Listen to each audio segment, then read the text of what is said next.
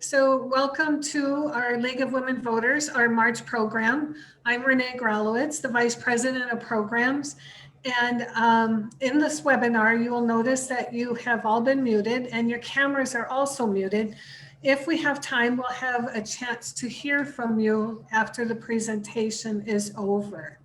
So at this time, let me introduce to you Jean Roberts, our League of Women Voters of Appleton President. Thank you, Renee, and thank you all for joining us. As most of you know, the League of Women Voters is a nonpartisan, pro-democracy organization with an over 100-year history of research-based advocacy, nonpartisan voter registration, and programming based on research-based positions. In addition, the League is fully committed to diversity, equity, and inclusion, and is striving to overcome historical injustices and stereotype-based bias. The League of Women Voters of Appleton is committed to fostering an environment of belonging as we work together to carry out the League's mission to empower voters and defend democracy. The League of Women Voters began because women knew that it was not enough just to vote. It was as important to be an informed and active voter at the local, state, and national levels. Part of how we do this is by studies. Our current study committee has completed a 2-year study on climate change preparedness and has developed several videos regarding the results of their research. Those videos are on our website and on our YouTube page, along with videos of our other programs and our candidate forums. We will be voting on our next study at the annual meeting in May, and for members, look for your annual meeting packet to be sent to you via email approximately 30 days prior to the annual meeting. Tonight, we are delighted to have Margo DeNuccio, and I hope I pronounce your name close to right, of Planned Parenthood of Wisconsin, speaking about reproductive health care. The League of Women Voters has long had a position on healthcare that reads, quote, every U.S. resident should have access to affordable, quality health care, including birth control and the privacy to make reproductive choices, and that we must affirm the constitutional right of privacy of the individual to make those choices. Thank you, Margo, for being here, and welcome everybody else to our program.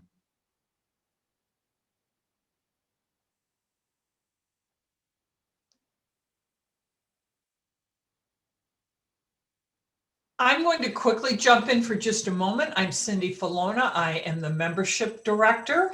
And since we last met at our last program meeting, we have had 2 new members join, Malcolm McIntyre, who lives in Green Lake, and Tammy DeVoot, who lives in Neenah. So welcome to them. And I also see on our registration sheet that we have 4 of our newer members attending this evening. So welcome to you, whether you're, I shouldn't say old, veteran, new, in between, or you're a guest. We're delighted you're here. Thank you.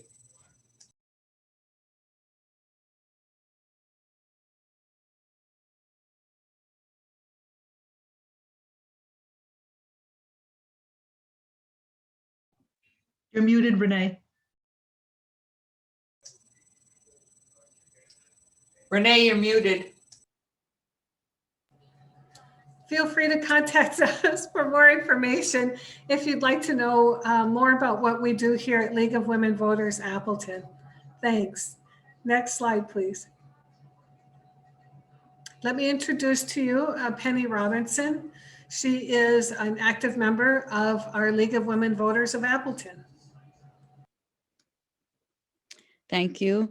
This land acknowledgement is by Ana Maria de la Rosa, who identifies as Afrotana. Take a moment to center yourself in a land acknowledgement, not as a function of ownership or reclamation, not as an empty exercise with no accountability, but rather as a continuation of our role as stewards. Thank the Indigenous and Native caretakers of the land you are on and from. If you know their names, speak them, and if you do not, commit to learning them. In this moment, With your hand over your heart, commit to personally taking whatever steps are necessary towards land reparations. To our Native brothers and sisters, we say, you are still here. We will not erase you. Thank the African hands and bodies that have toiled the land you are on, a role forced on them originally through enslavement. Thank them for the seeds they brought over, hidden and braided in their hair, seeds that still sustain us. Gratitude for the farming and stewarding wisdom we have inherited and continue to learn from. This place that carries their blood, sweat, and tears, these too tell the story of place. In this moment, with your hand over your heart, commit to personally taking whatever steps are necessary towards reparations. Honor their memory in this moment in humble gratitude. Keeping your hand on your heart, take a moment to acknowledge that you too are land. You are the continuation of the story of place. Thank your body for the ways it holds your landscapes. Interrupt the belief that there is separation between you and nature. You are merely an extension. You are land personified. To be stewards of the land includes protecting your heart as fiercely as you would the redwoods, a beehive, the ocean. To admit we are land means we commit to tending to each other as well. In this moment, with your hand over your heart, commit to personally taking whatever steps are necessary towards tenderly tending yourself and each other. Thank you, Penny. That was so beautiful, beautiful, very beautiful land acknowledgement. Thank you. We wanted to make sure that we did our announcements up front, as we know some people have other obligations and tend to leave early. We have another candidate forum tonight, shortly following this presentation for Appleton City District 5. March 18th is another forum, and this is for Circuit Court Judge Branch number 2. So that is upcoming forum. If you want more information, you can go to My League at Appleton and get more information and register for those. Thank you. So today's program, thank you all for joining us for today's program. We're here talking about reproductive health and reproductive health care. And we have a specialist here with us today, Margo DeNuccio from Planned Parenthood of Wisconsin. And Margo has been working with Planned Parenthood for over 10 years, and she's a lifelong resident of Wisconsin. So let me ask Margo to please start. Tell us more. All right. Hi, everyone. My name is Margo, and I've been with the organization, as was mentioned, a little over 10 years. So I'm going to do my best tonight to kind of give you an overview of the organization, the services we provide, and a little bit of the history, because I think that can be important in understanding Planned Parenthood as well. And then I hope to kind of do my best to keep track of time in order to answer a few questions that you all may have at the end, or attempt to answer. There is certainly a possibility that there may be questions I can't answer, but I am more than happy to use my coworkers as a resource, find those answers, and get back to you, because if I don't know it, I'm sure there is someone at Planned Parenthood of Wisconsin who does. And first, I just wanted to, since I know I don't know that she can stay very long, I wanted to introduce you to one of the public affairs staff people that is up in the Fox Valley.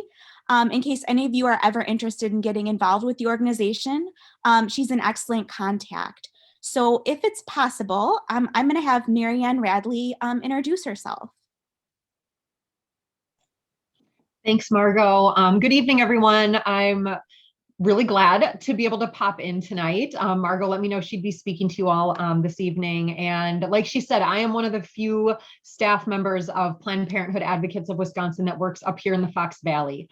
There's just a few of us scattered around the valley. Most everyone is down in Milwaukee and Madison, but I did want to just pop on here quick and say hello and introduce myself.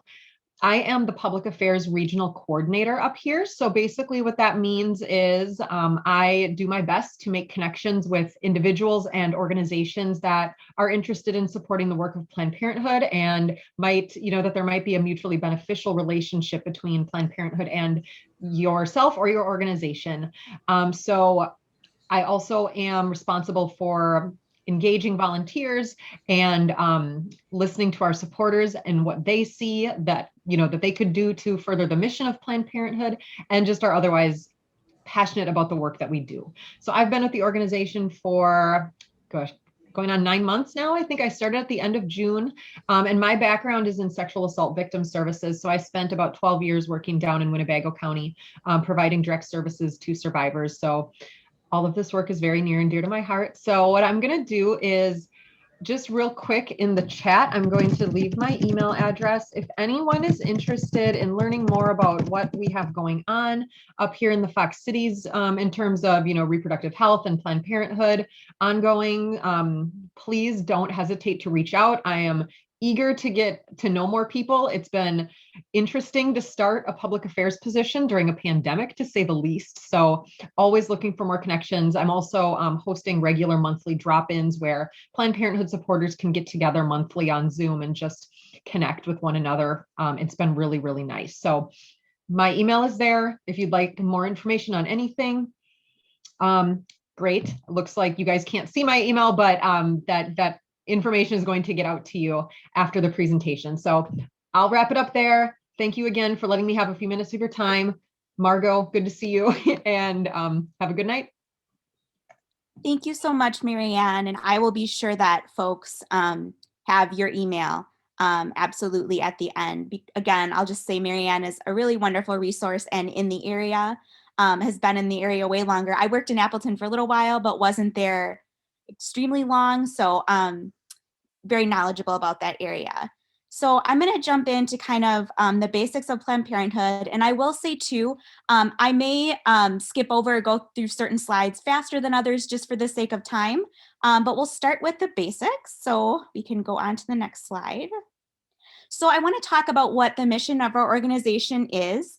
And we kept it very simple. And I should say this is Planned Parenthood of Wisconsin's mission.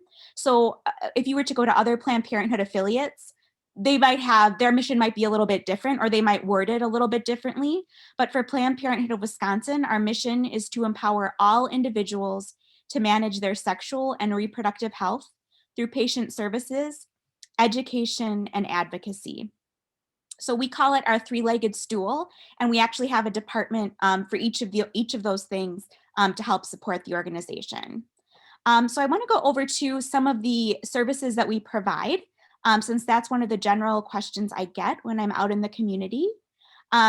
And we provide, and as mentioned, you will have noticed with our mission as well, that much like the Appleton League of Women Voters, much like your organization, we also support access to healthcare overall. So that is just in general the stance that we take with things.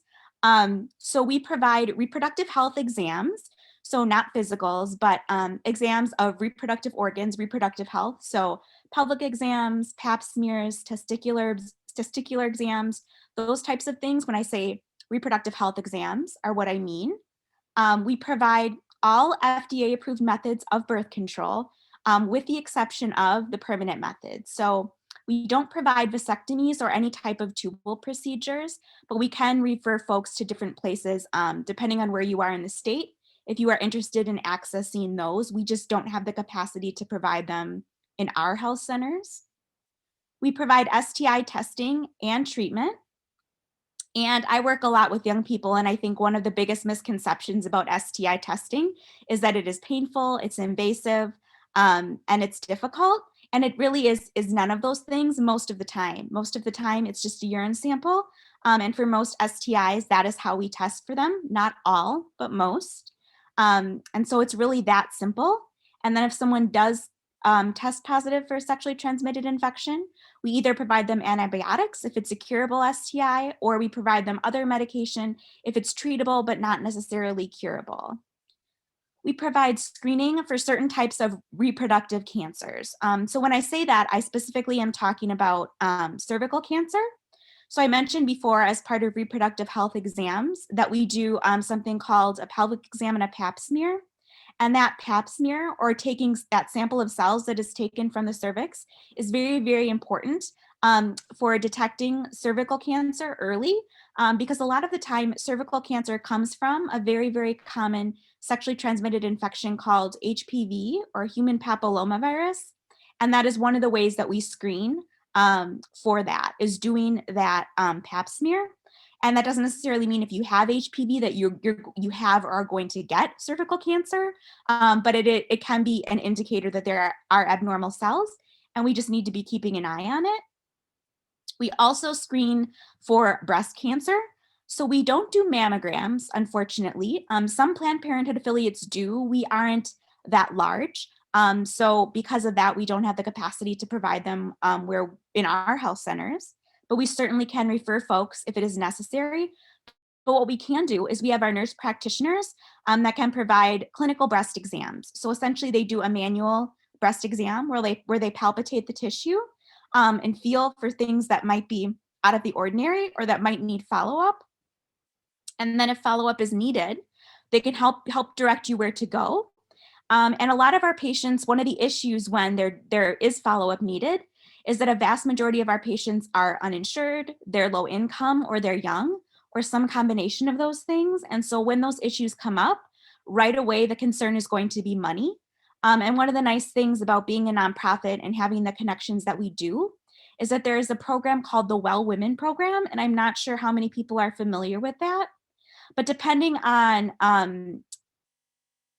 how old you are and certain categories you may fall into, there is a possibility that that group can actually help cover your costs for any type of follow-up that you may need. So for example, if you do end up having cancer, they can help with the costs that come along with treating that and getting the services that you need. Colposcopy services really is just removal. I talked about how sometimes abnormal cell development is detected on the cervix. Colposcopy services really are just removal of those cells. Any cells or anything abnormal that might come as a result of HPV or any other STI that kind of is detrimental to health or being able to function. And so when those things need to be removed, colposcopy services is how we do that. One very new service for us, and when I say new for us, I mean since October, at some of our health centers, and I apologize, I haven't double checked about our Appleton Health Center, but I can do that and get back to you all. We are providing what we call gender affirming services. And this actually came about because we had specific members of the LGBT community who had been telling us since I've been working for the organization, so for at least 10 years, they've been asking for kind of LGBTQ specific services that they weren't able to necessarily access easily at any other healthcare provider.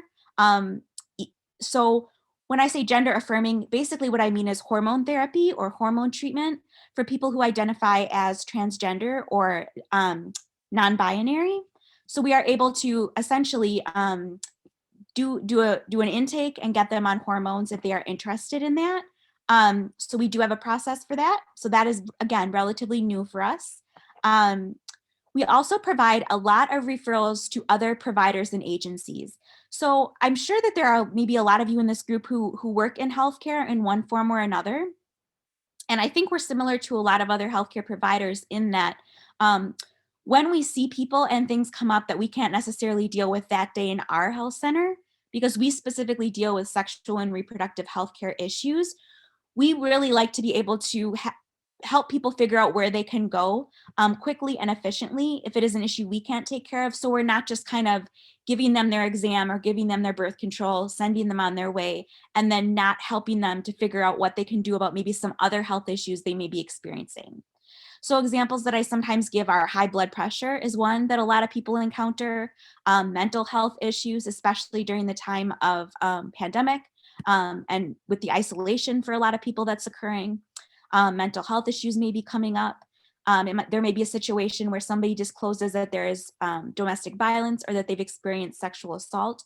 So when those things come up, we have to be able to quickly refer people and get them resources. So yeah, that is in a nutshell. And again, I know I went through that pretty fast, the services that we provide. And if anybody has any questions about that, I can surely answer at the end. And I am keeping track of the time, so hopefully to leave time for questions as well.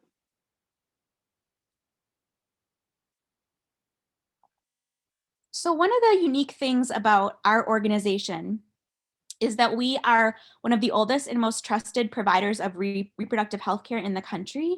And we have been in the United States for over 100 years. And Planned Parenthood of Wisconsin has been in existence for over 80 years. And so I just kind of want to go through, I'm not going to read through all of these, but I do want to touch on some of the ones that I think are especially important for understanding the history of the organization. So in 1916, the Planned Parenthood Federation of America was established by a lady named Margaret Sanger. And it started out really as a single birth control clinic. And I believe it started in Brooklyn, New York. So I will say we do acknowledge Margaret Sanger as our founder. We also recognize that if we're looking at her through the lens of 2021 and the time that we're in, she also held a lot of views that would probably be considered problematic today. So for example, she had a lot of views and associations that may be considered racist, and she had a lot of associations with the eugenics movement. And I bring that up because a lot of times when I speak, particularly to groups of adults, that question is asked, if we know it all about her history with those things, and we absolutely do. And I just want to emphasize that we are not the same organization that we were in 1916. And that we like to think that we have grown as the country has grown and as the viewpoint of people has grown with a lot of things. So we absolutely recognize that though she is our founder, we would not in the current times in 2021 agree with a lot of the views that she held, even though she did a lot of good by allowing women or individuals with vaginas and uteruses access to reproductive health care and specifically birth control. So the other thing I will acknowledge for Wisconsin that is really interesting is that we opened the first Planned Parenthood Health Center in Wisconsin in 1935. And that was opened in Milwaukee. And again, it really at the time primarily served as a place people could go for birth control. And then or education about birth control. So for example, you can kind of see on this slide, the FDA did not approve birth control pills or the sale of them until 1960, but there were different practices that were kind of known up until that time that could prevent pregnancy.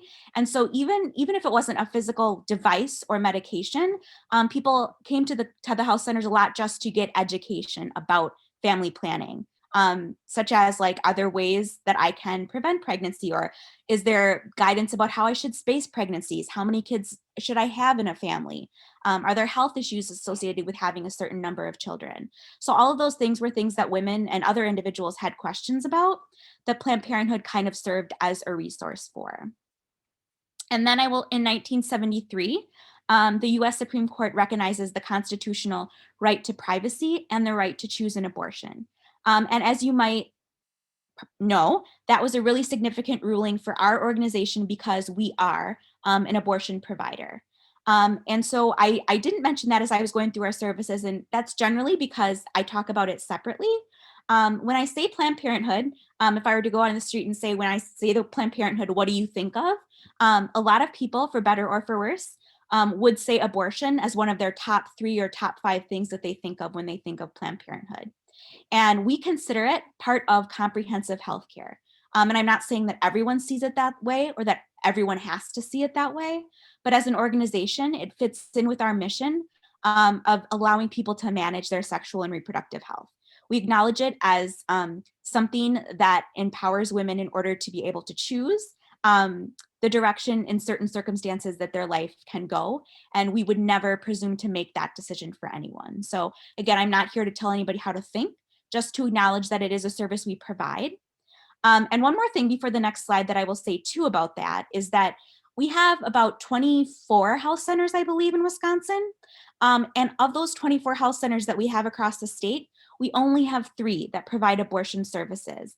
And I think often people think that abortion services is a huge percentage of the services that we provide in a year.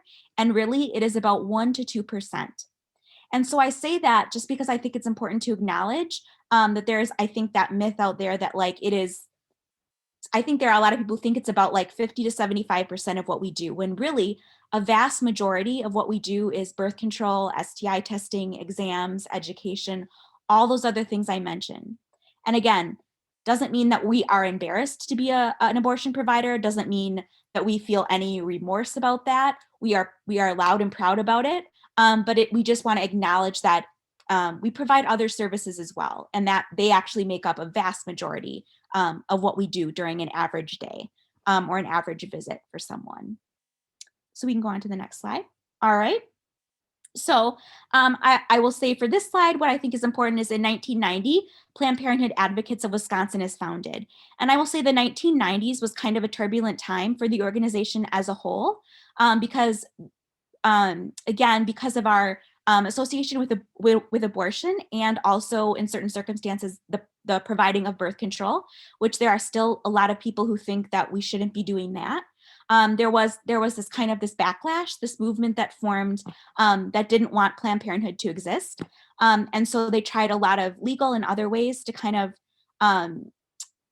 to stop us from providing the services that we provided. And so one of the things that we found necessary as an organization during that time was to have staff people that were specifically dedicated to the political end of things, because we kind of were able to foresee that we were going to be, our organization and the work that we do was going to be politicized, whether we liked it or not.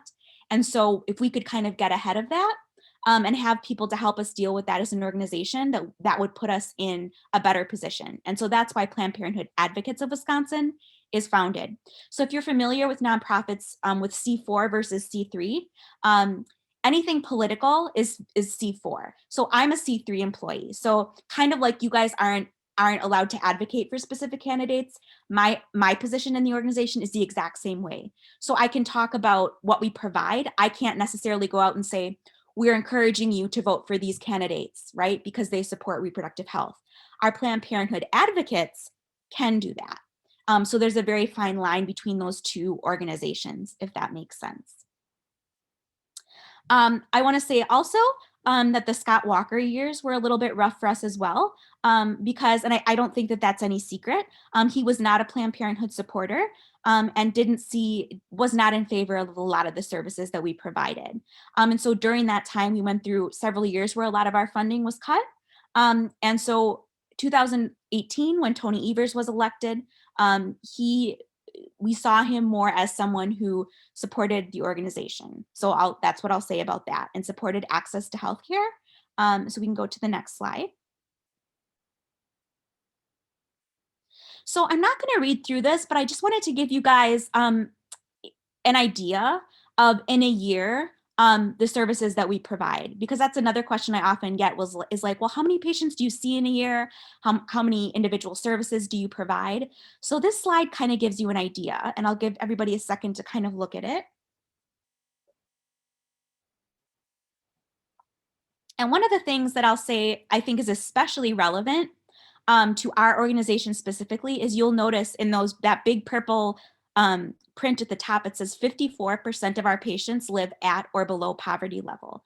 Why is that significant? Well, it's significant because in this country, the way health insurance works, if you are uninsured and you have no other way to pay for your health care, essentially you either don't get that health care, or you get that health care and you go bankrupt trying to pay for that health care. Healthcare is expensive in this country. And so one of the ways Planned Parenthood is unique, because we are a nonprofit, is that we receive funding and reimbursement through several different sources and streams, where we can help people get access to reproductive and sexual health care and help them get those costs covered. And one of the ways that we do that is called Family Planning Only Services.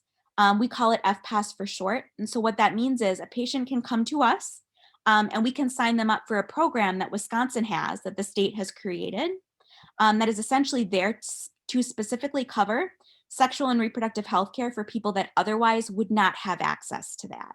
And the reason that the state has deemed that so important is because I'm sure for those of you that have kids, you know that they're expensive and that when you have them, you should be in a position where you want to have them, you can financially have them, you're just in a place in life where you're ready for it. And when you don't have access to things like birth control and STI testing, what tends to happen is people can end up in situations where they have those things and experience those things before they have the ability to be ready for it or prepare for it, or are at a place in their life where they want those things. And it is less expensive to actually help people prevent unintended pregnancy and sexually transmitted infections than it is to help people raise children that they weren't necessarily prepared for having, if that makes sense. So we can go on to the next slide.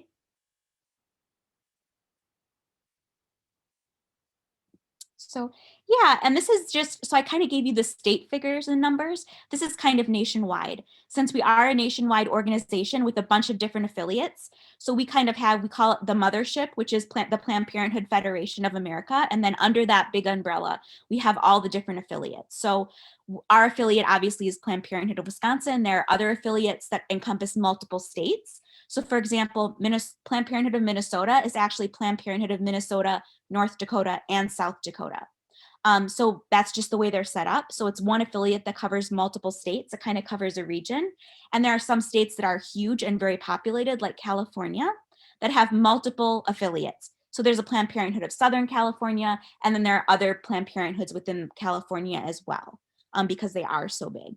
So this kind of breaks down for you nationally, how many patients do we see, and what kind of services do we provide on a national level in an average year. So this kind of, again, gives you an idea of that. And I won't read all these numbers to you, but I'll give you a second, and then we can move on to the next slide.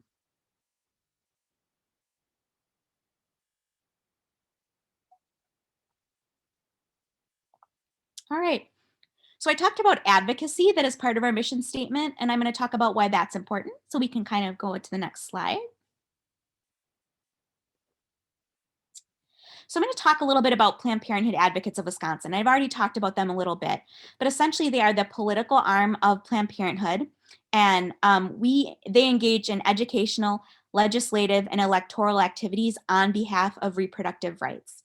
And this includes access to family planning and a woman's right to choose. And again, that is not me telling people specific candidates to vote for, but we do have a lot of people in the community that come to us and say, you know, reproductive health is important to me. Or for example, I was or am a patient, and it's important to me that my children or my friends or my neighbors or my community members continue to have access to your health centers. Can you direct me? Where can I go to find out information on where the candidates stand? And so what we do then is I would refer them to Planned Parenthood Advocates. And generally that means their website, which is ppawi.org. And if you are looking for specific candidate recommendations for candidates that support access to healthcare and support the services that Planned Parenthood provides, that's where you would find that. All right, we can go to the next slide. So the next thing I wanted to kind of talk about is I would say in the last 10 years since I've been with the organization, I really have observed a shift in the way that we've kind of talked about our work. And the way that I kind of sum that up is we are trying to become allies in reproductive justice. So what that means is we've always been a reproductive healthcare provider, right? So we've always provided birth control, STI testing, exams, all those things that I've talked about. But what we've not always done well as an organization is recognize that not everybody has the same access or comes from the same place when they are trying to think about those issues or access those things. So what reproductive justice is, the way we kind of define it, is it's reproductive rights, but looking at it through a lens of social justice. So what that means is that we can't just look at things like birth control, STI testing, family planning, raising kids. We can't just look at those things through the lens of like, it's the same for all families, or it's the same for all women, or it's the same for people of all races or classes or genders, because that just isn't the case. And to not acknowledge that would be a really big detriment to the organization, and it would be a really big detriment to our ability to serve our communities. So what that means is that we recognize that things like race, things like finance, things like someone's age, things like someone's educational level, things like someone's immigration status, all play a part in their ability to access reproductive health care. And so the way that we recognize that is that we partner with other organizations in the community that raise awareness of those issues maybe better than we do. And we lift up the work of the people who are parts of those communities and maybe those marginalized groups, and we uplift them so that their voices are heard. And so we're not just talking about birth control, we're also talking about, for example, the challenges that Black women face when they're trying to access birth control, or the challenges that undocumented folks face when they're trying to get an exam or when they're trying to get birth control. And we recognize that you have to also fight for those populations if our mission is to serve all people and empower all people to be able to manage their reproductive health. And so it addresses the inequality of opportunities. And so basically, reproductive justice is stating that everyone has a right to have children, everyone has a right to not have children, and everyone has the right to parent their children if they choose to have them in safe environments. So that is essentially, if we were to kind of sum up reproductive justice, this slide kind of shows what that would be. And if it's a little bit confusing, it took me a while to understand it. So I'm just giving a very brief overview. If you want more information, I absolutely encourage you to kind of Google it or do more research. It really is an interesting topic. And again, we've been at it for about 10 years and we still don't feel like we're necessarily the greatest at it. We're learning every day. So we can go on to the next slide.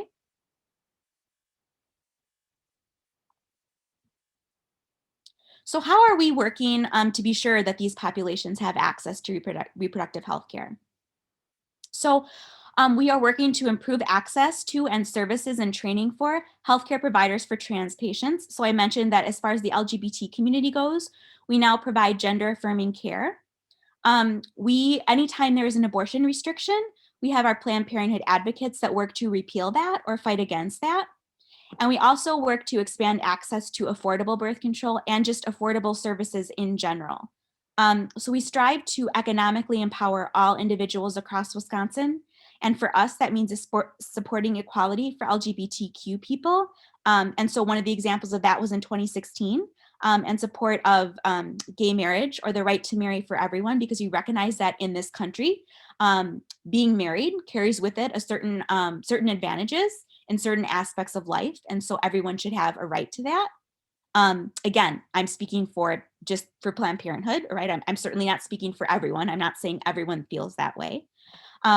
We've also been part of initiatives to end sexual harassment in the workplace and to end housing discrimination for survivors of domestic violence. Also, we worked hard to kind of, whenever we're doing presentations or doing trainings, to address the intersections of health disparities. So ensuring that all students have access to medically accurate sex education. So kids in Milwaukee should be getting sex education the same way kids in Appleton should be getting sex education, the same way kids in Racine should be getting sex education. That doesn't necessarily mean that they should be getting the same sex education, right? So there are different populations that might need access to different things, but there should be an equity there, meaning they should be receiving the sex education that is right, that is accessible, that is relevant, and that is culturally competent for them and their group. So when I say education, that's what I mean. And then also, again, talking about safer communities, advocating for gun control, keeping our schools safe, and also supporting immigrant communities and undocumented communities. So this slide talks about education. I am part of the education department. So we can go to the next slide. So I'll talk a little bit about what we do. So I'm essentially, if I were to kind of do my elevator speech, essentially what I do is I'm a sex educator. And when I say that, what I really mean is I cover the topics listed that you see on the screen. So we use a curriculum at Planned Parenthood, and we call that curriculum Embody. And we developed that curriculum over the course of many years. And we based it on learning objectives and learning standards that exist for the state of Wisconsin. So believe it or not, just like there are standards for that say, like, as far as math goes, by grade 8, kids should be able to do certain things. Health education also has those standards. And so we used those to kind of create a curriculum. And we cover reproductive anatomy, we cover puberty, we cover healthy relationships, values and sexuality, contraception, STI prevention, breast and cervical cancer. And we also provide workshops for parents who are looking for ways to open up communication with their kids about these topics. So each of these sessions lasts about 45 to 60 minutes, and we kind of tailor them based on the group. I will say that a majority of the education we provide is for middle school and high school age students. We occasionally will do some programming for younger kids, but it's a little bit different, and we do very much tailor our programming to be age appropriate based on the developmental stages that the youth that we're working with are at. If that makes sense. So I'm just going to do a time check quickly, and we can go on to the next screen. We also work a lot with community partners who come to us, who request training for specific things. So for example, I'll use the Boys and Girls Club as an example. They might want to do a training around sexual and reproductive health, but they don't necessarily have the expertise or the training to do that. We can provide them with resources if they want to do those things, or we can offer to come in and actually provide that training for them, or do a session with their youth for them if they're more comfortable with that. We also have an annual Safe, Healthy, Strong conference where we bring in experts in Wisconsin to kind of talk about various topics related to education and sexual and reproductive health.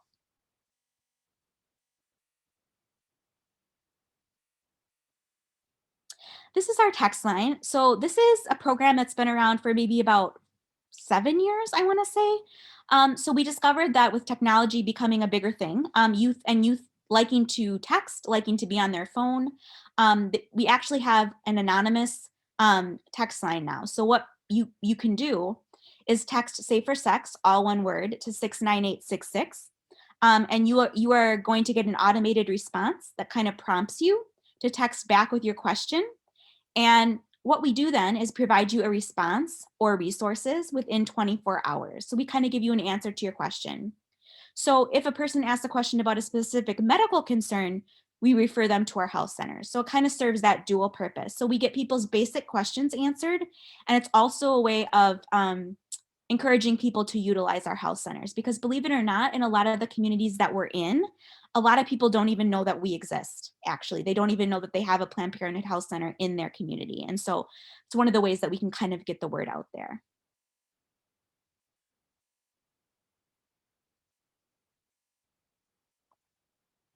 So our education department is mainly located in Madison and Milwaukee, although we do travel often to other parts of the state. And we do work a lot with schools in a lot of different parts of the state. So I've done sex education in Appleton, I've done sex education in Green Bay, and Madison and Milwaukee, La Crosse in the surrounding area. We've done Eau Claire. So even though our main staff is physically located in Madison and Milwaukee, we are big travelers, and we are used to doing that. And now that we've kind of have figured out how Zoom and all these virtual platforms work, we've actually been able to kind of use that to kind of tap into other parts of the state more as well. We also have a specific Spanish language curriculum called CC Mas. And we have a group of bilingual educators who actually go into homes of Spanish speaking folks and kind of do similar education to our embodied curriculum, but they do it in Spanish, and they do it so that it's culturally competent and relevant for the culture and the environment of the folks that they're working with.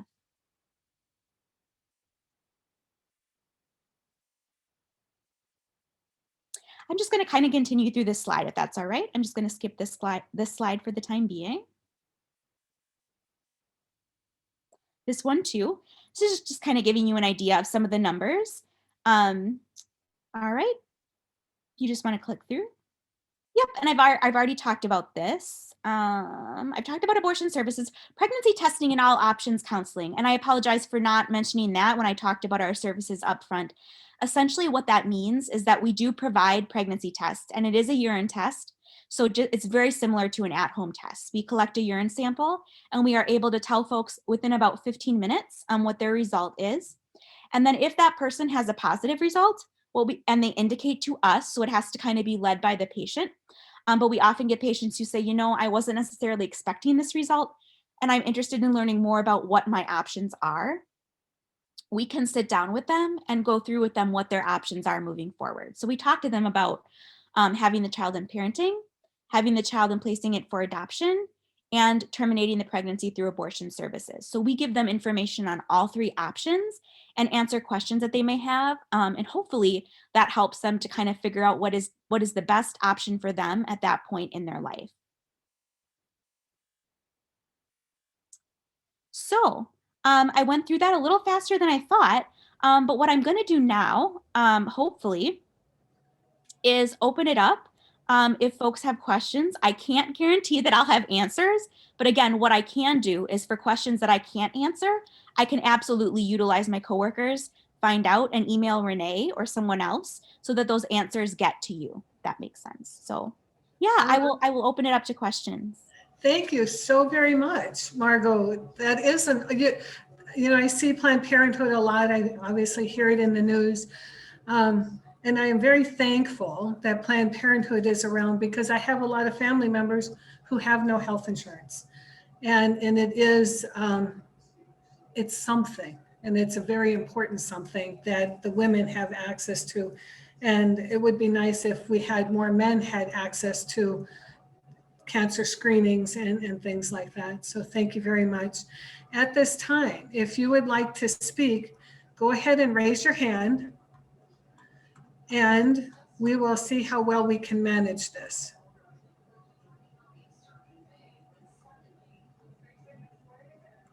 I do have a question that was emailed to us. Let me pull that up. The question is, what are the reproductive health care options after Roe v. Wade?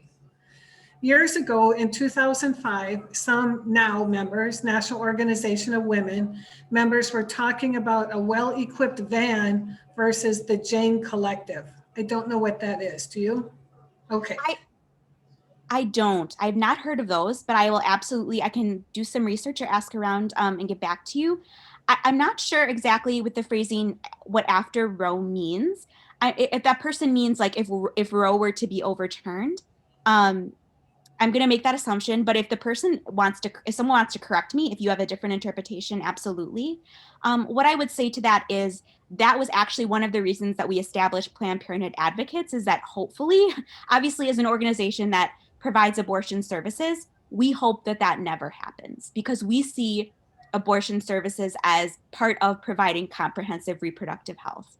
That as long as people are around, unplanned pregnancy is going to be a thing. And rates of unplanned pregnancy are going to go up and down throughout history. It always has.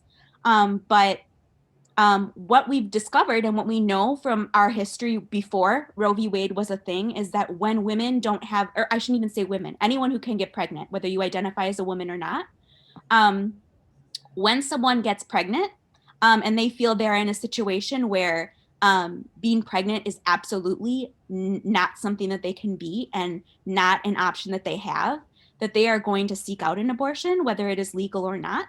And again, that is just something that we have seen. And we know that from things that have been documented before abortion was legal.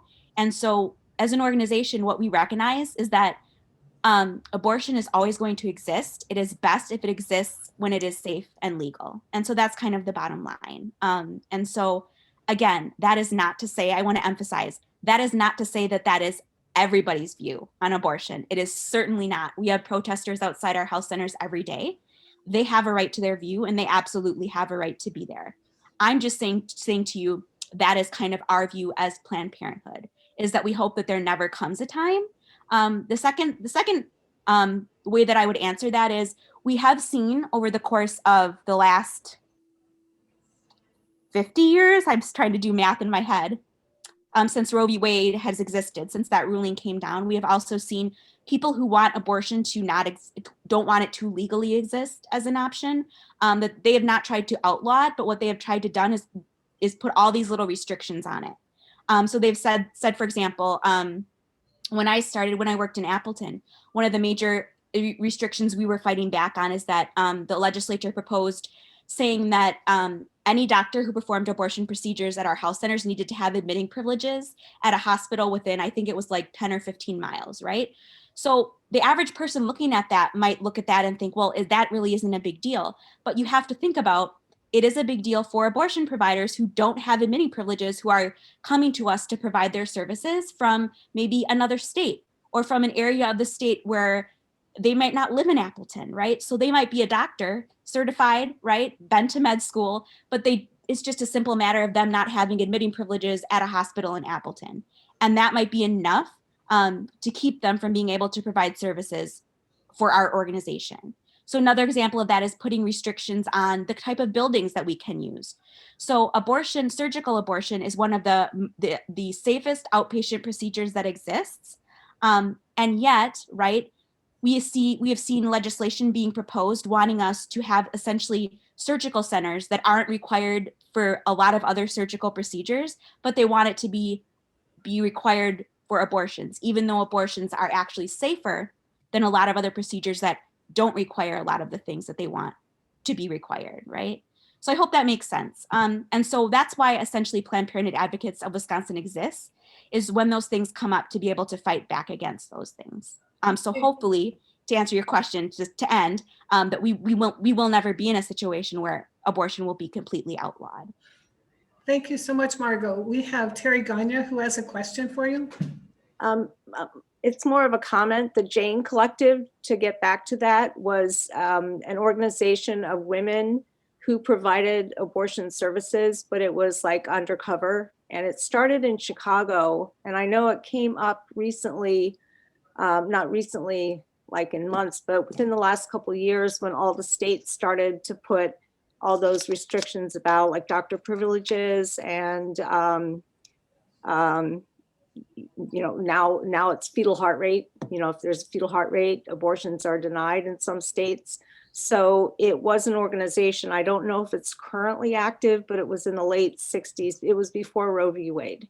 So it was late 60s, early 70s. And it started in Chicago, but I think that there were other groups of women who, worked in different states. But I know the center of it was in Chicago. I learned about that. I forget where, but Great, thanks, Terry. but it's called the Jane Collective just because Jane's a woman's name and it's, I guess, plain. I don't know. My mom's middle name is Jane, so I never, that's how I connected it. But yeah. All right, thank you, Terry. Yeah, Appreciate you're that. welcome. Kathy, you're up next. Hi, Margo. It's Kathy Thompson. I was the one who asked the question. Hi, Kathy. And I'm very concerned about all these 6 weeks laws and now possibly seven of the Supreme Court justices not voting to keep abortion legal. And so I'm wondering, is there a plan? I mean, So I am sure that there is. I am sure there is a plan A, B, C at both the state and federal level.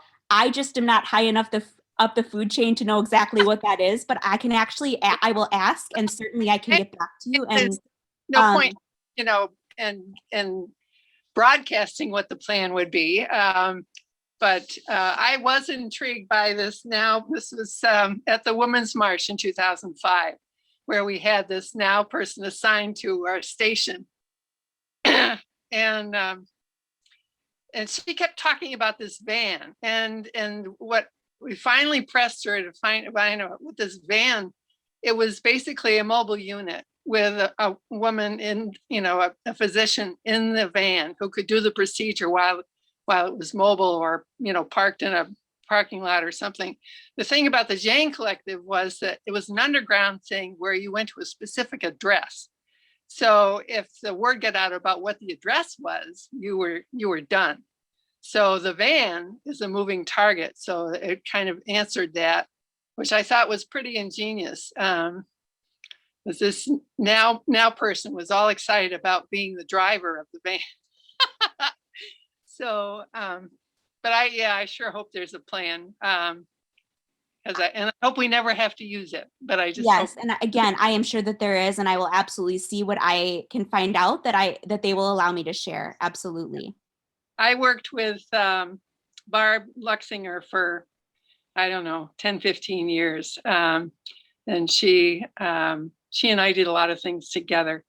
So yes, Planned Parenthood advocates are home base for me. So it's just great to see you. And I'm really glad you're doing this session for the League.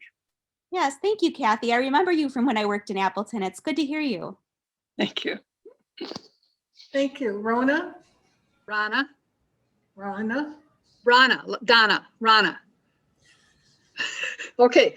Hi, Margo, thanks. I'm one of the founders of the local clinic. We opened on July 17th, 1973, which was a pretty big year for this whole thing. And Kathy used to be one of the volunteers way back.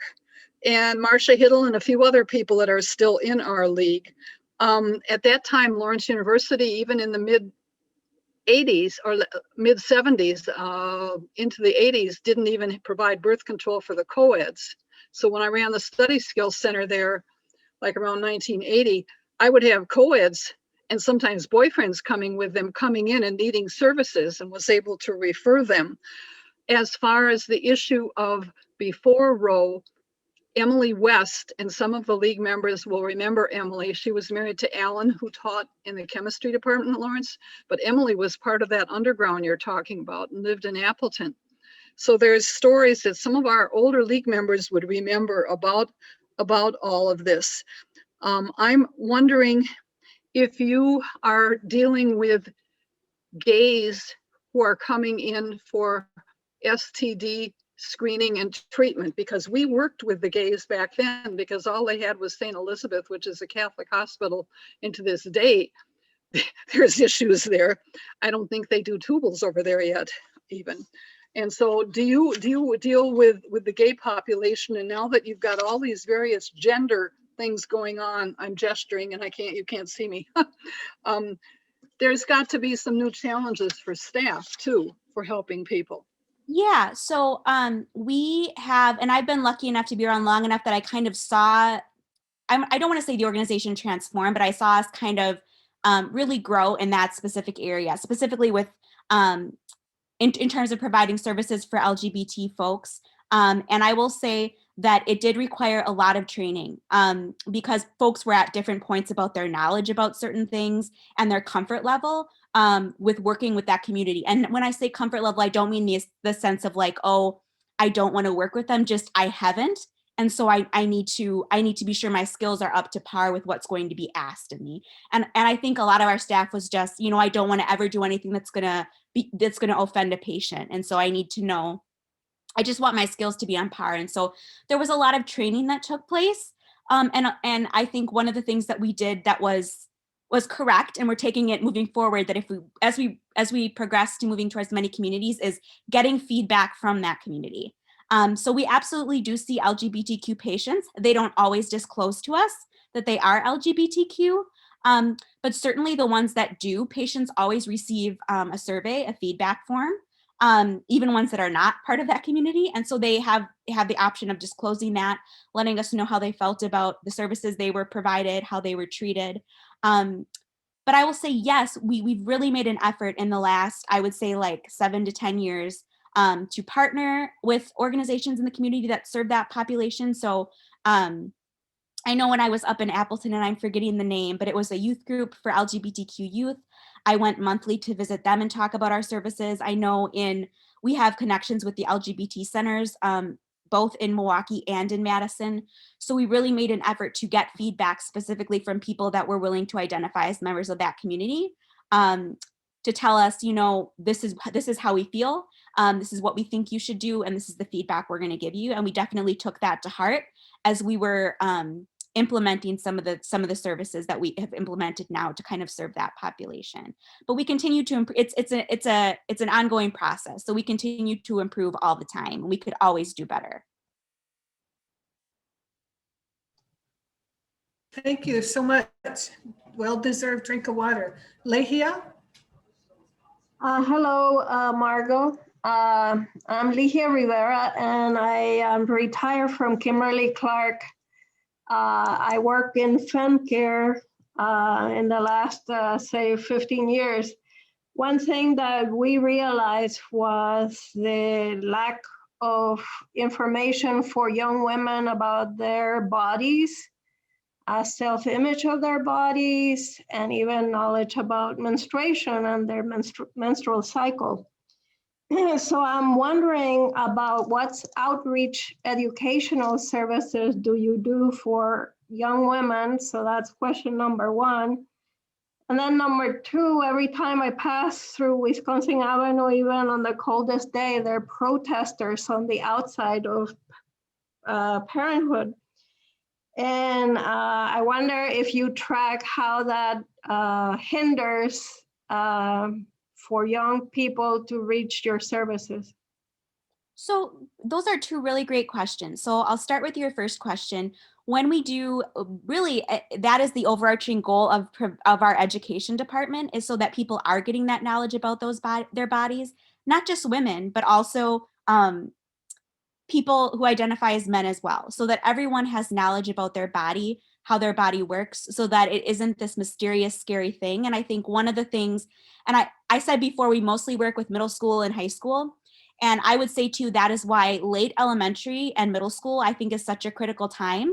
And we've really made an effort over the course of the last few years to really try and encourage our educators to try and get into schools at that age group and those grades, and even encouraging teachers and parents, when we've had parent groups, to start talking to their kids about things like puberty and periods and their bodies at an age that is probably younger than they would have initially thought, so that by the time bodies start changing, it isn't something that is surprising or scary, but it's something that kids feel that they can be prepared for. So I absolutely agree. And I would say that is just in general one of the overarching goals of our curriculum and why we do the education that we do.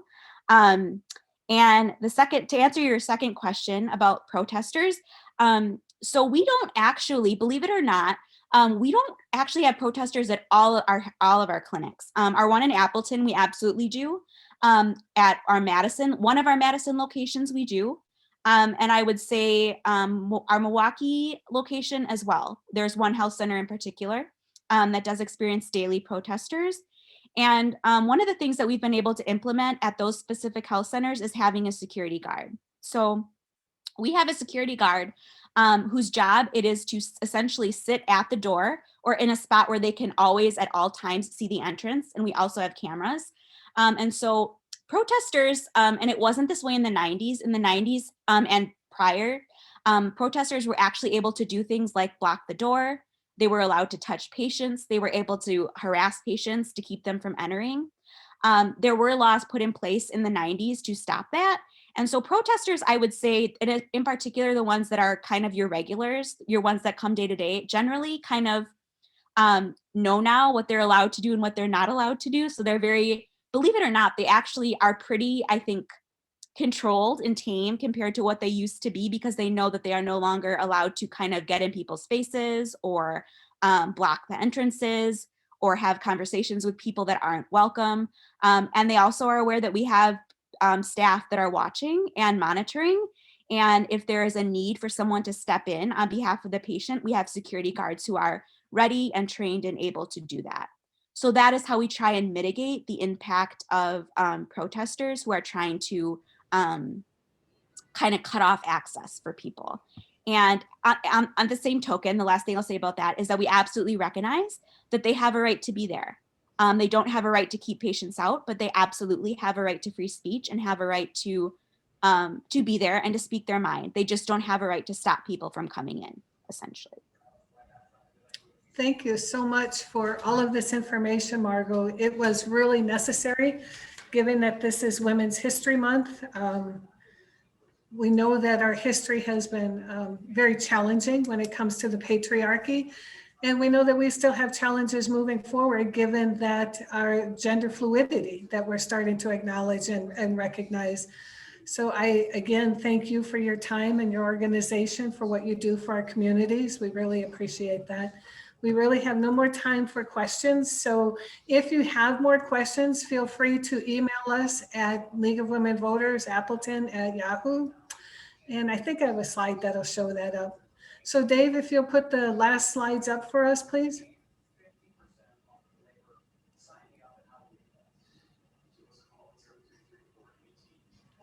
Just a reminder, this reminder doesn't tell you that tonight we still have District 5 candidate forum, starts at 7 o'clock tonight. We have the March 18th Circuit Court Judge Forum. And for League of Women Voters, we have our next, this one, the Tuesday, March 30th. This is all brand new. This is really very exciting.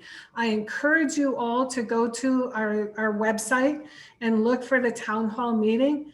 This is very exciting. League of Women Voter Appleton have partnered with others to get our elected officials to join us in town hall meetings so that we can have access to our elected officials and they can hear from us and what our concerns are. So March 30th is a really very important event. Next slide, please. April 19th is the last of the monthly programs for League of Women Voters Appleton. And that program, we're going to be selfish and we're going to focus on us. What are we doing and how do we operate? We have an awful lot of new members and some of our older members, we're really always questioning how do we get more involved and what is the real structure? How do people do these things? So on April 19th, even if you're not a league member, please join us, learn more about our organization and how you can join and help us and what we have going on. And then Saturday, May 15th is our annual meeting where we have a lot of voting and things to do. So thank you all for coming. I don't know if there's another slide.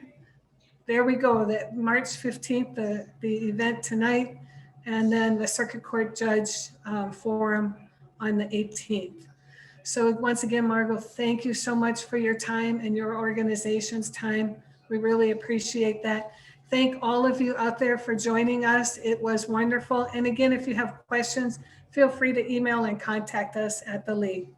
Have a good evening. Thank you very much.